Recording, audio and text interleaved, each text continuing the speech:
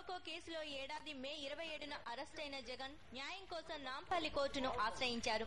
ఈ కేసులో బెయిల్ ఇవ్వాలంటూ జగన్ అప్పట్లో సిబిఐ కోర్టును ఆశ్రయించగా తిరస్కరించింది. ఆ తర్వాత హైకోర్టులోనూ తిరస్కృతి కావడంతో జూలై 27న సర్వోన్నత న్యాయస్థానం సుప్రీంకోర్టులో అప్పీల్ చేశారు.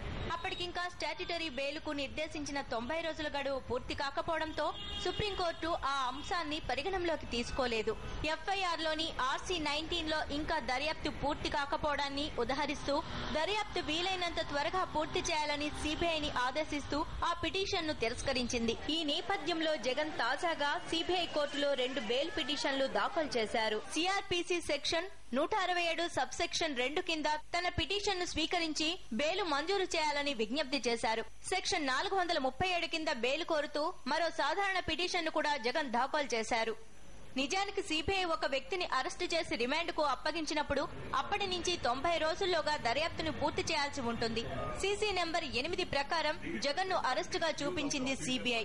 ఆ కేసులో ఇతర నేరాలకు సంబంధించి దర్యాప్తు పూర్తి కాలేదన్న కారణంతో బెయిల్ తిరస్కరించింది. ఆ దర్యాప్తును సిబిఐ 90 రోజుల్లో పూర్తి చేయాల్సి ఉన్న నేపథ్యంలో చేయకపోవడంతో స్టాట్యుటరీ బెయిల్ పిటిషన్ ను దాఖలు చేశారు జగన్. కేసులో దర్యాప్తు పూర్తి కాని అంశాలకు సంబంధించి స్టాట్యుటరీ బెయిల్ దాఖలు చేసిన నేపథ్యంలో సీసీ నెంబర్ 8కి సంబంధించి తనను రిమాండ్ లో ఉంచడం అర్థం లేదంటూ సాధారణ బెయిల్ పిటిషన్ ను కూడా దాఖలు చేశారు.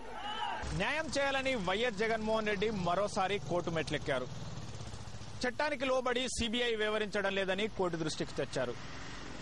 Bail is a right, denial is an exception అంటూ తనకు బెయిల్ మంజూరు చేయాలని వైఎస్ జగన్మోహన్ రెడ్డి కోర్టును కోరారు.